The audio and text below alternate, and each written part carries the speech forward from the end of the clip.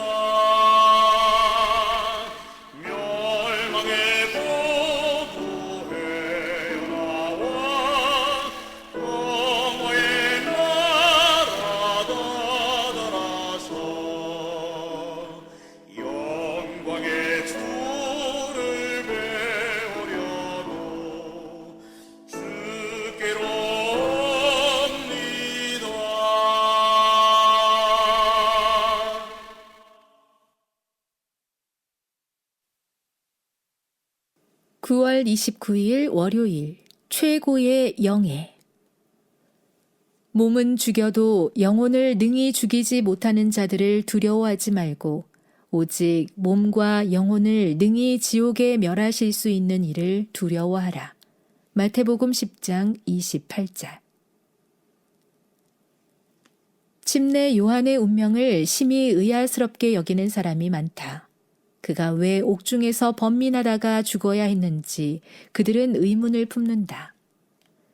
이 어둑한 섭리에 담긴 비밀을 우리는 꿰뚫어 볼 수 없지만 요한은 단지 그리스도의 고난에 동참했을 뿐이었다는 점을 기억한다면 이 때문에 하나님에 대한 우리의 신뢰가 흔들릴 일은 없다. 예수는 자기 종을 구원하러 개입하시지 않았다. 요한이 시험을 견뎌낼 것을 그는 아셨다.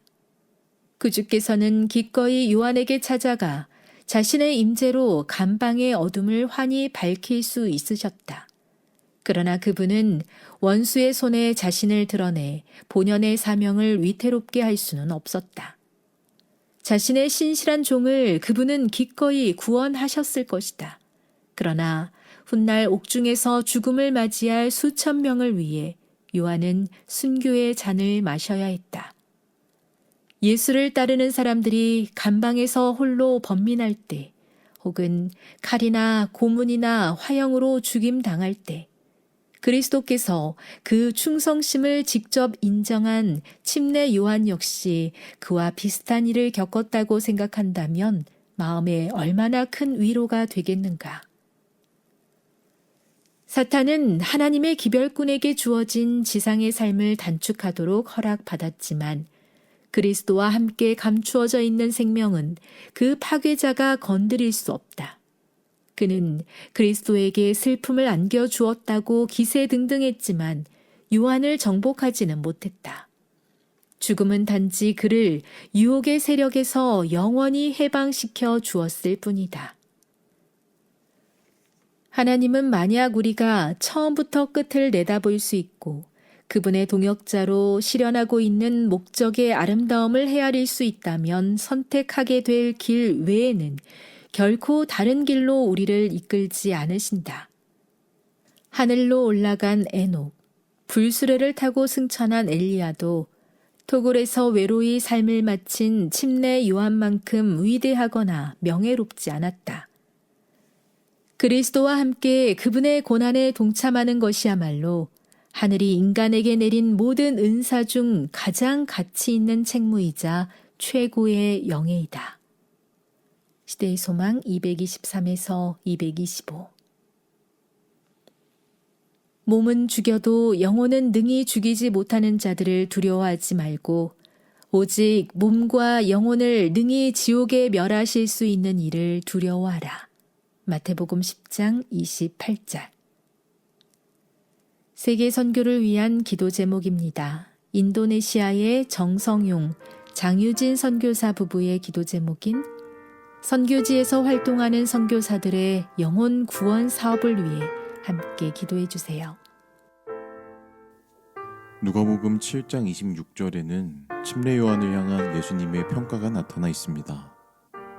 그러면 너희가 무엇을 보려고 나갔더냐? 선지자냐? 옳다. 내가 너희에게 이르노니 선지자보다도 나은 자니라. 구속의 역사의 흐름 속에서 침례 요한이라고 하는 한 사람이 차지하고 있는 위치가 얼마나 중요한지를 예수님께서 이 한 말씀으로 정의하십니다.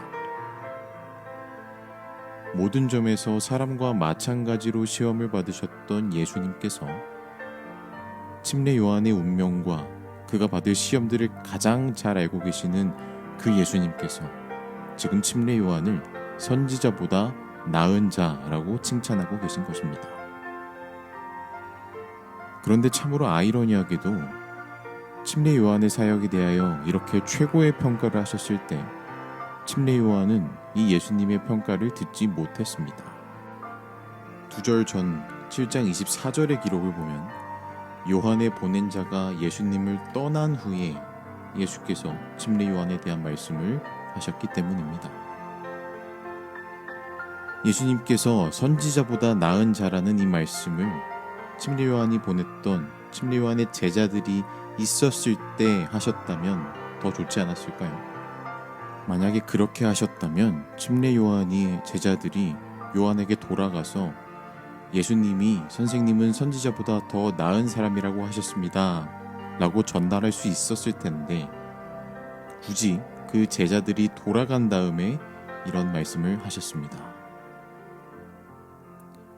그러므로 침례 요한의 제자들이 예수님께 전에 들었었던 내용은 23절의 내용이었습니다.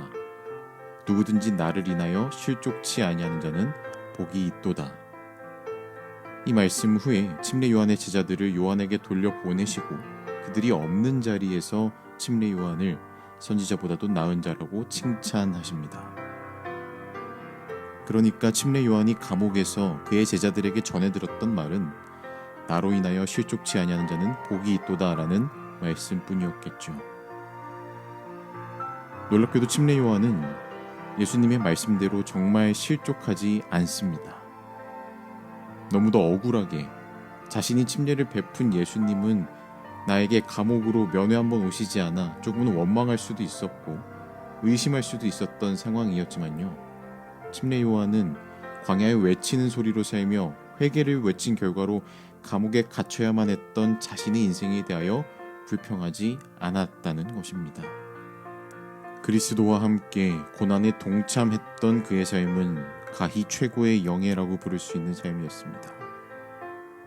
앞서 예언을 하고 성경을 기록했던 많은 다른 선지자들이 들어보지 못했던 영예를 얻었습니다. 그저 광야에서 말씀만 전하고 침례만 주었던 그의 삶은 최고의 영예라고 부를 수 있는 삶이 되었습니다. 그는 예수 그리스도를 보았으며 본 것에 그친 것이 아닌 그분의 고난에 함께 동참할 수 있었던 사람이었기 때문입니다. 사랑하는 모든 청취자 여러분, 오늘 우리에게 주어진 인생 속에서 어떤 영예를 얻기를 원하십니까? 세상에서 무엇을 하기를 원하십니까? 혹은 세상에서 무엇이 되기를 원하십니까? 다른 무엇보다 예수님을 만나기 위해 우리의 남은 인생길을 걸어갈 수 있게 되길 간절히 바랍니다. 예수님을 만나고 그 길을 함께 걷는 침례 요한과 같은 삶을 꿈꾸시길 바랍니다. 침례 요한과 같이 예수님을 따라 사는 삶이야말로 최고의 영예라 불릴 수 있는 삶임을 기억하셨으면 좋겠습니다. 함께 기도하겠습니다. 살아계신 하나님, 우리 인생에 나타나는 여러 믿음의 시험 속에서 은혜의 보좌 앞으로 나아갈 수 있는 믿음을 허락하여 주시옵소서. 침례 요한과 같이 예수 그리스도의 고난에 동참할 수 있는 마음을 부어주옵소서. 자기 십자가를 지고 주님을 따르라는 말씀을 따라 최고의 영예가 되는 주님을 따라가는 모든 청취자들의 인생길 될 수 있도록 함께하여 주옵소서. 우리를 사랑하시는 예수 그리스도의 이름으로 기도합나이다.